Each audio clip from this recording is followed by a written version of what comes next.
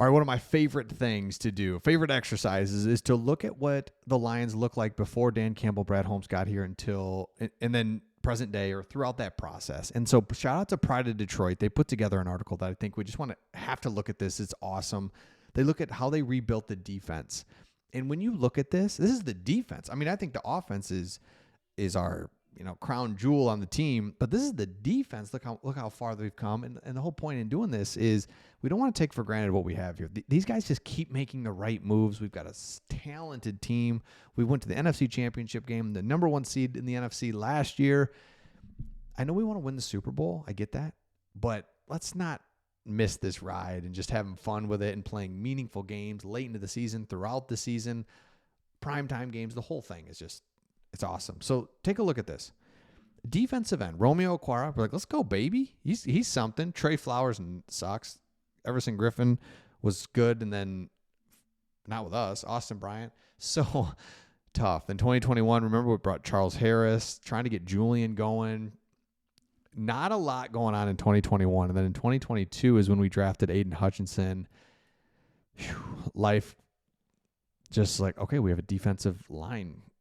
Crazy. And by the way, I was not an Aiden Hutchinson draft him number 2 overall guy. I mean, I can admit that. I was definitely not like against it, but I wasn't like, oh my gosh, we got to get this guy. He's going to be unreal.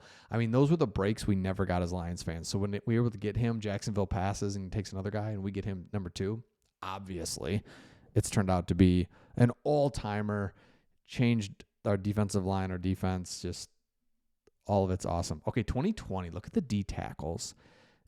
Look at these names. I just love it. John Penasini, remember that? Thinking, all right, he's going to be something. No.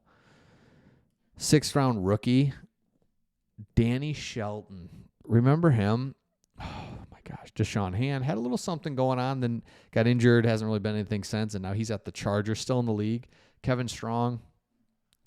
And then we had Michael Brockers. Like, we're trying stuff. We're drafting defensive tackles there in that first year. And then you fast forward all the way to 2025. You had Aleem McNeil, DJ Reader, Tyleek Williams we just drafted. Levi Onwuzurike. Wingo was playing well. Roy Lopez, kind of that veteran guy. Oh, my goodness. Linebacker's my favorite, though. Jamie Collins, who basically just is like, I'm out of here because we're just not playing him.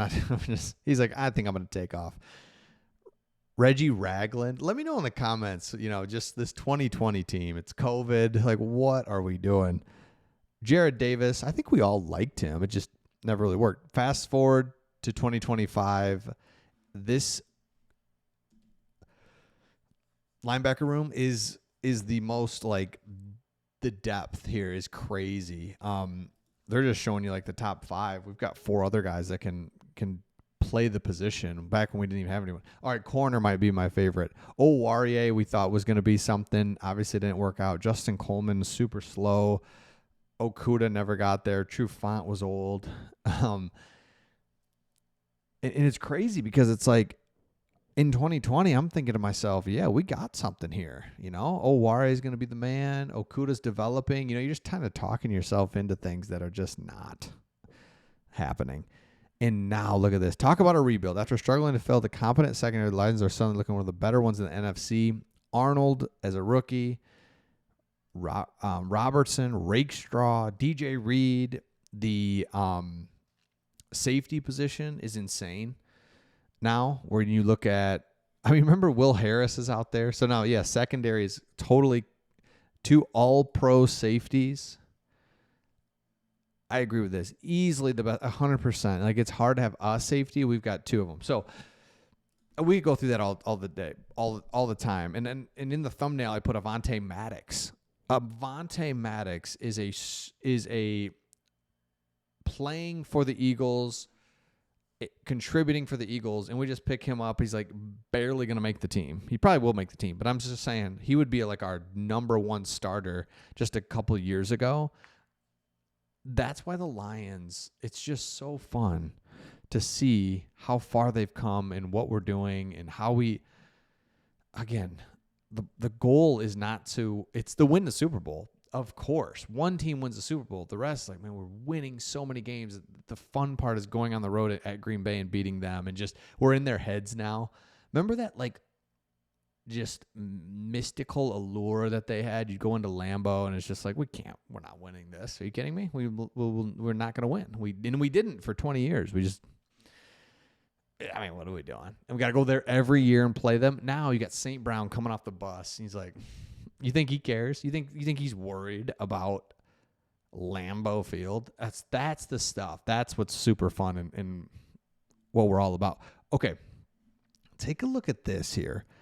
This is our defense, and we're highlighting our linebackers. We got Jack Campbell at the mic, Alex Anzalone at the wheel, and then the Sam linebacker here.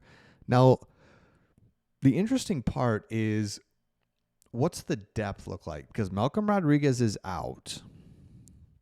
So that puts Grant Stewart in, Trevor Nowaski. This is what I was talking about, the depth. I wanted to point this out. Zach Cunningham, Ezekiel Turner. So we need guys that can kind of, the Sam position, this is why we signed Derek Barnes. We love playing this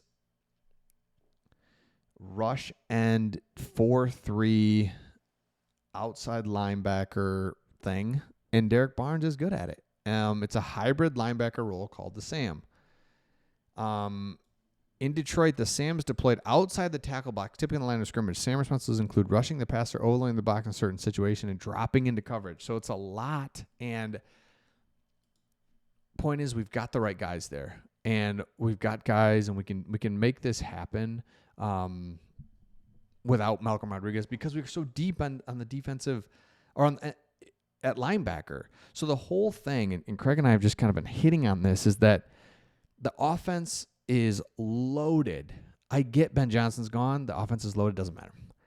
Defensively, we're winning games and fighting and just doing all this and going 15-2 last year with, and again, I don't have to tell you guys this, but everyone's like, oh, yeah, they were injured last year and, injuries were bad. It's like, I don't think you can state how bad it was. Like, people on the outside don't understand.